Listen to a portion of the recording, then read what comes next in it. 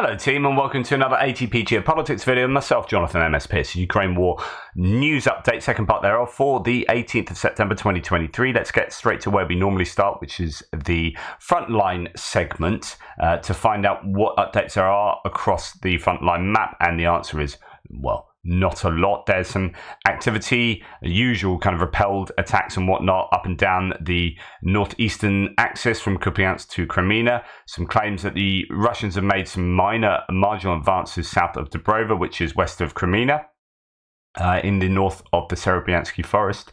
And then we come to Bakhmut next. There are some gains according to both my the mappers that I use here, particularly around Klishchivka. We won't go there first, actually, just to say that there is claims that Ukrainians have made some small gains, I think, in the Orikhovo-Vasilivka area as well. The ISW says there's geolocated evidence to suggest that. We'll look at that in the Frontline update, the separate video, a little bit later today. And as you can see, lots of blue pins, both interestingly around Klishchivka and around Kurdyamivka, so that is interesting there. We have a lot to say, I guess, about Klishchivka. That has been in the news quite a bit for the last few days. We will come to that later. So Klishchivka, this is what Syriac Maps says. The Ukrainians have they've announced the full control over the town of Klishchivka after almost 3 months of hard combat. In addition, some corrections were made some kilometers south, showing that the Ukrainian army is closer to the town of Kurdyamivka, probably the next target in this counter-offensive. So that's maybe a sort of rejig rather than attack, but not really sure. That's to say that, yeah, they are closer to Kurdyamivka. However, Andrew Perpetua on his map has had that for some time, so I think it's just sort of catching up with reality there. But we go back to Klishchivka, a few more bits and pieces to say. As you can see, the Russians being pushed back. This is really significant here, and actually is more so than Andrew Perpetua has admitted so far. This area there is, I think, significant for the Ukrainians to push the Russians back from. So it means they are solely, you know, in the area of the railway line up until we meet this hedgerow there, or this tree line there. So I think that's a significant gain for the Ukrainians, if that is indeed true. And let's look at a few more of the claims. So this is the picture that's doing the rounds, lots of, or the video imagery, lots of flag waving around Klishchivka. 80th Airborne Brigade, together with the 5th Assault Brigade and Special Police Forces from Lyut Assault Brigade, liberated Klishchivka. However, the enemy does not stop trying to recapture the village. So it's a case of, you know, keeping the pressure up there. And there's an awful lot of footage of fighting in around. I mean, I could show it to you. There's an awful lot of footage with lots of Russian dead bodies. So the claim that they lost quite a lot around Klishchivka, I think, is true, and it's probably true over quite a long time. I talked in my first news piece today that the Ukrainians appear to call this stinky. Klishchivka, you can smell it from a couple of kilometers away, apparently, because the smell of the dead bodies, you know, summertime has just been, and the Russians aren't clearing away their dead from there. So not a pleasant place. I'm sure the Ukrainians have lost quite a high number of troops as well in taking this. It's not going to have been easy, as artillery hammers both sides. There was, as I say, lots of footage. There's footage to suggest also that the Ukrainians were taking some prisoners somewhere. I think it might have been around Andriivka, but it could have been Klishchivka. They were taking prisoners here, and then as they're rounding them up, the Russians hit them with artillery. And when I say hit them, I mean hit their own soldiers. The Ukrainian positions were further back, and so that suggests that the Russians don't want their own soldiers to surrender, and they'd rather take them out themselves than have them surrender to the Ukrainians. So that's a bit of a nugget, a dark nugget of news. So yeah. Andriivka, more footage of storming of Andriivka here, has been toughly contested, but it seems to be firmly in the hands of the Ukrainians now. What's left of it? Footage from storming operations in Andrivka that was recently liberated. What remains of the settlement are ruins, while the fields are littered with corpses. And again, I won't show you that, but you can go and find these things out. Links are in the description below to the things I do. No, they're not actually for the Frontline stuff, so sorry. But anyway, you can see them variously online if that's your thing. Here we see a moving kind of... I mean, it's just a map moving. Gee, it's just a map moving. Why would you put that to music? Anyway, sorry, I've put myself off here. Here we have the liberation of Klishivka over time. You can see the map moving. A little bit of a counterattack there at one point, but basically pretty much in one direction. And yeah, that's that. So that is taken, as Suriyat Maps has said, some time, but it's not just that Suriyat Maps pro-Russian are going to sell that as being underwhelming, I guess. But it's not just Klishivka, it's all this land around here that's taken 3 months. But still, not huge advances, but then again, they are not using huge amounts of resources to take this, and that's the significance here, is they're not drawing on any counter-offensive personnel and equipment in order to retake positions around Bakhmut. They're just relying on the troops they already have there, whilst, successfully fixing the Russians in position. Okay, moving now down to Robotyne. We'll go back to my map. So it'd be interesting to see what happens with regard to Kurdyamivka now. You can imagine that will be the next place on the list of targets. Avdiivka, not too much news coming out. Not a lot of news coming out from anywhere really, including Velika Novosilka. Claims that the Ukrainians are rotating their forces there still. That's coming from the Russians. And then Robotyne, as you can see, no changes to my mapping at the moment. I'll check that again just shortly.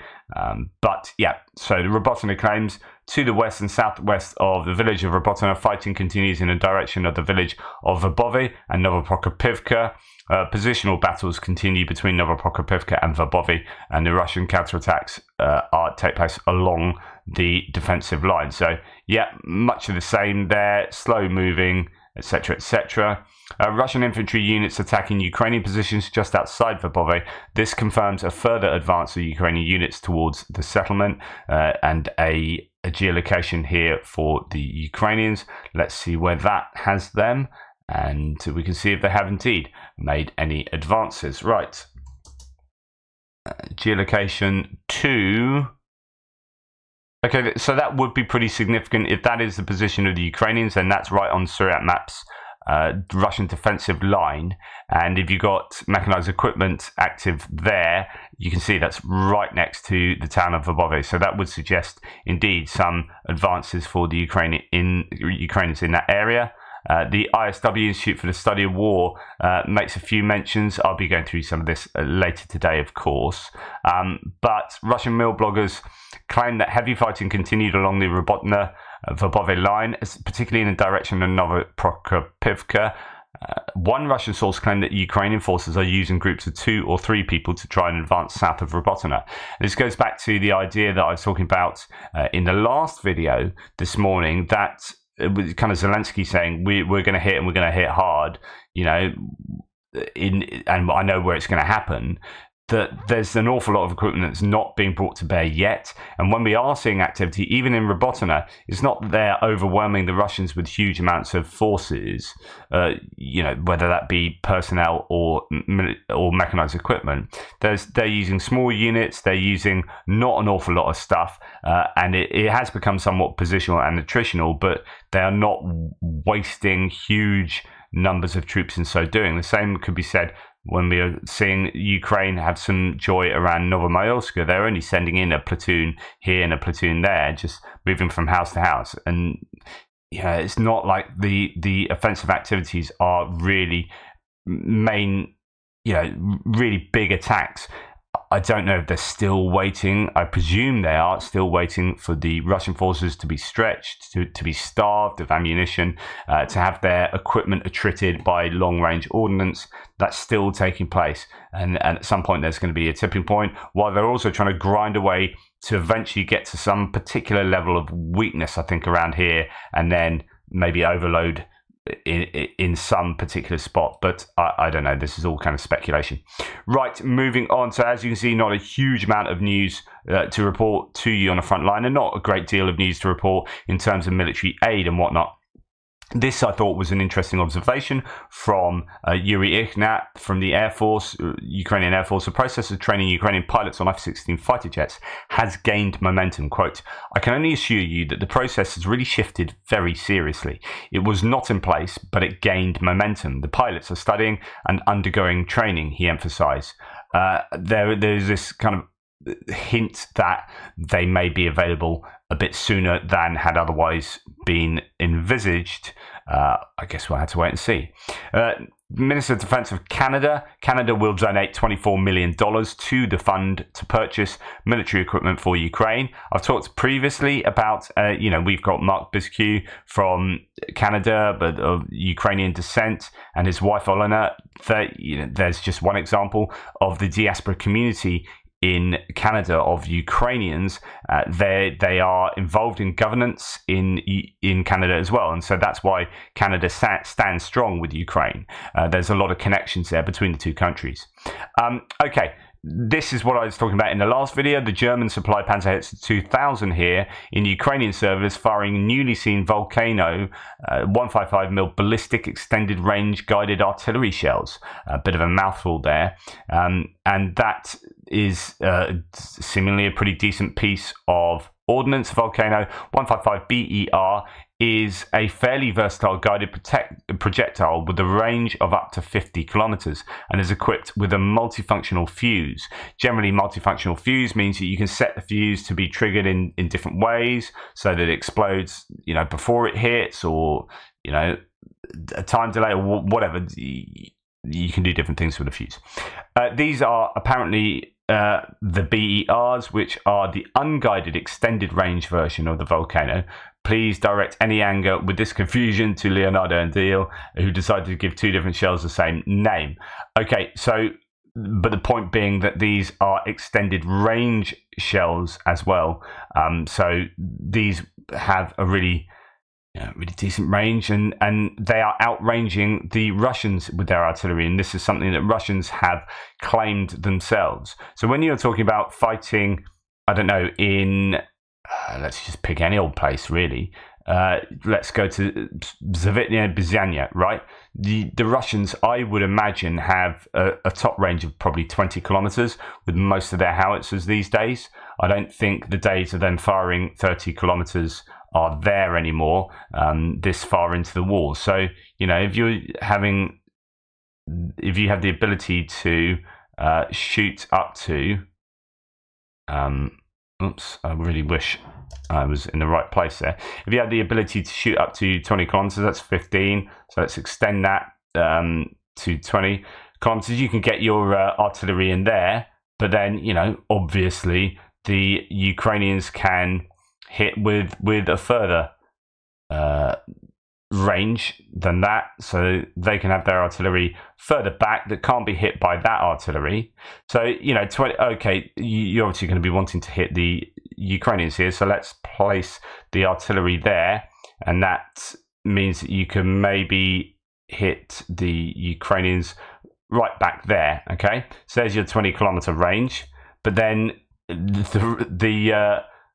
and that's going to this place just around there. So say you've got a howitzer there, the Ukrainians can hit that howitzer by being much further away, and that gives you that asymmetry, that massive advantage. They can be right back here, hit with 40-kilometer range. The only way that these howitzers that the Ukrainians have can be hit realistically are with Lancets, which is why you hear that the Lancets have become the Russian counter-battery fire. They don't have adequate counter-battery fire because their howitzers have been attrited, but they also don't have the range to hit the Ukrainian pieces that outrange them, and so they have to rely on the ability for Lancets to go further. And they are a problem, Lancet. So we're in a position in this war where it's all about drones, right? It's just all about drones. And going forward, warfare, I think, will be largely about drones. And we're going to come on to that. I talked about it yesterday with regard to Ukraine hoping to have their drone production 120 to 140 times what it was last year. I think it was. I think that's the stats. That's a reflection of the importance put upon drones in this war.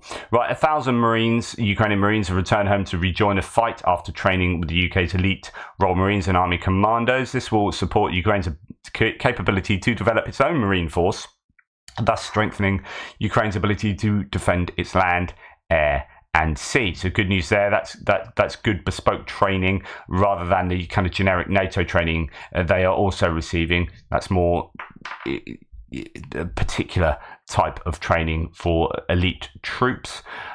Okay, moving on to geopolitical stuff here. This is somewhat worrying. The GOP, so these are Republicans in the House, in US politics here, in the House, now calling for no more aid to Ukraine or for Ukraine. It's what the base seems to want. Europe, take note. So the GOP 1 month continuing resolution that dropped includes 8% spending cut, exempts defense and the VA, flexibility to spend defense dollars at rates consistent with financial year 24 House Defense Appropriations Bill, allows procurement of second Columbia class sub, no Ukraine aid. This is like the House Republicans, not the Senate Republicans, the House Republicans. And if this is what they are dropping as a resolution, I want to know how many of them defend that. But if that is kind of universally what they want, then that is a real issue. And in fact, when you then look at Vivek Ramaswamy, I know he's very unlikely to be president, but he's saying this on TV, he's giving these ideas oxygen, and that then there's the mere exposure effect in psychology, which is the more you say something, the more credible it becomes. This is why any publicity is good publicity.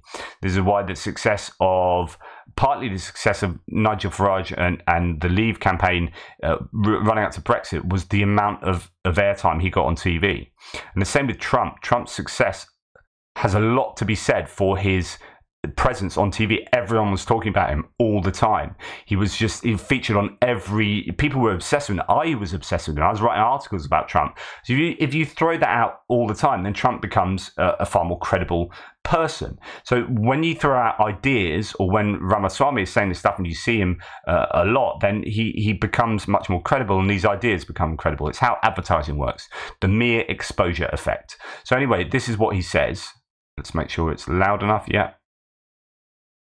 I would negotiate a deal that ends the Ukraine war.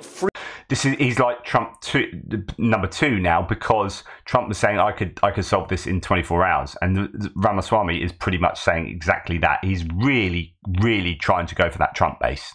I would negotiate a deal that ends the Ukraine war, freeze the current lines of control. Yes, that means giving part of the Donbas region to Russia. I would make a hard commitment that NATO never admits Ukraine to NATO. So he's saying, I would do a deal. I mean, God, I dislike this man. Don't be angry.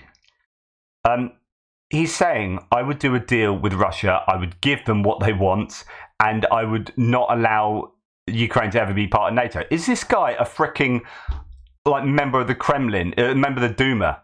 I am getting angry. My goodness, I'd like to sit down with Vivek Ramaswamy and have a bloody good argument, because this guy is a dingbat. I would negotiate a deal that I'd fly to the moon on the back of a dragon. Yeah, it's easy to say. Ends the Ukraine war, freeze the current lines of control. Yes, that means giving part of the Donbas region to Russia. I would make a hard commitment that NATO never admits Ukraine to NATO. Why? There's nothing about what he's just said is in defense of Ukraine. No, he's like, I'll give Russia everything they want, including not allowing Ukraine to join NATO ever. Yeah, but what about Ukraine? Yeah, whatever. As long as Putin gets what he wants, that's all that matters, isn't it? No, that country, that sovereign nation's been invaded by Russia. Yeah, but Putin. Oh, horrible human being. And then you've got someone who I've otherwise absolutely despised, like Mike Pence. I've written articles on this man. I'm not a fan of Mike Pence, right? Here, he's spot on. Like, why can't, what's happened to this kind of moderate, sensible republicanism? I believe our national interest there is that I am convinced that if the Ukrainian military doesn't stop and repel that Russian invasion, it's not going to be too long before that Russian army crosses a border that our men and women in uniform are going to have to go and fight under our NATO treaty. I truly believe it, whether that's Estonia, Latvia, Lithuania, whether it's Baltic or Poland, I don't know. There you go. That's someone that's sensible, someone that's an utter prat. Right, moving on. Biden will hold talks in New York with leaders of Kazakhstan, Kyrgyzstan, Tajikistan, Uzbekistan and Turkmenistan, all the stans, according to Jake Sullivan. This is really fascinating stuff. There's a serious game of geopolitical chess going on involving these Eurasian nations, the Caucasus, and going further to the east. This is a zero-sum game. So the more influence that the West and the US has in these countries, kind of the less influence Russia has, is one or the other. So hugely important that. And Tim White says here, relations between Russia and Armenia become increasingly strained. It seems the former Soviet state has decided to finally ratify the Rome Statute of the International Criminal Court. So this would suggest that they could arrest Putin if he went to Armenia. But actually, the ambassador said it's ratified not against Russia, but because of war crimes committed by Azerbaijan. So actually, it's more to do with the conflict they are embroiled in with Azerbaijan. So anyway, again, this area of the world is becoming a focal point for this geopolitical chess, I think. Serbian president, and I did report this yesterday, but I didn't have the link correct. So Serbian President Aleksandar Vučić hinted that he was offended by the European Union. The reason for this was aid to Ukraine. According to the Serbian leader, the level of support for Ukraine from the EU, granting its candidate status within a year of the application and the potential start of membership negotiations, shows support that Serbia has never received. The question is, why did Serbia never receive that? Did Serbia still continue to have a soft spot for Russia all this time? Was Russian influence through Serbia threatening the stability of the EU? Yes. Well, that's why, mate. That's why Ukraine have leapfrogged you, because actually they're very much not victim to that at the moment. They're at war with Russia, and you are still siding with Russia. So much so that, in fact, it's interesting because actually you got rid of him. The head of Serbia's key intelligence service, Security and Information Agency, Alexander Vulin, will soon be dismissed. And Mr. Vulin, who did not hide his sympathies for Russia and anti-Western views, was included in the US sanctions list in July. So when you're sanctioning the head of intelligence for Serbia, it means Serbia is probably not in a really good place to accede to the EU. Like, you are a satellite nation to some degree of Russia. You are very much under the influence of the tendrils of Russian foreign policy. And that's a worry for the EU, of course. And so, therefore, it is no surprise that the EU has put brakes on you acceding to the bloc. Have a look at yourself, not at Ukraine. Rather than say life's unfair because they're doing well, say we need to do better. Okay. Anyway, sorry, I'm just parenting Serbia there. That's very patronising, isn't it? The great Jimmy Carr joke. A woman came up to me after a gig and said, "Hey man, you're so patronising." I said, "I think you'll find it's patronising." Boom. Anyway, Anton Gerashchenko says, The first deputy chairman of the Russian State Duma's Foreign Affairs Committee, Alexei Chepa, has put forward a proposal to close Russia's border with European countries that have banned Russian cars from entering their territories. I reported on this the last couple of days. This measure is supposedly meant to be a response to the actions of the countries that have restricted the access of Russian cars to their territory, he explained.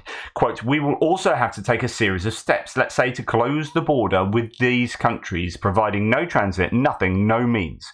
We have to take a number of economic steps in any case. Even if it will be done to the detriment of our interests, we should rigorously raise tariffs for those countries and let our businessmen look for other markets. We should take all possible political and economic steps in response to the actions of these countries." Wow. He's basically saying Russia should shoot itself in the foot just to stick two fingers up to these Eastern European nations. Go for it, mate. To finish, Gerashchenko says himself, as Russians themselves say, such a decision will first of all hit the families and relatives of Russians living on both sides of the border. It is not a secret that it is mainly Russians who travel from the Baltics to Russia and vice versa. Such a decision will lead to a situation when all these people will have to drive through Belarus, for which it will be economically favourable. So Belarus are thinking, yeah, you can do that, come through us, but then, you know, those cars will still be banned, right? But this is if Russia closes the borders, you know, Belarus. But then Belarus has been talking about closing the border, and Poland's been talking about closing the border with Belarus. So all a bit of an issue. And it just goes to talk to this idea of Russian isolationism. They are becoming more and more of this pariah state where they are closing themselves off from the rest of the world to their own detriment, right? Okay, thank you very much. Please like, subscribe and share. I really appreciate all of your support. Hopefully that was informative and educational or something. Take care. Toodle pips. I'll speak to you soon.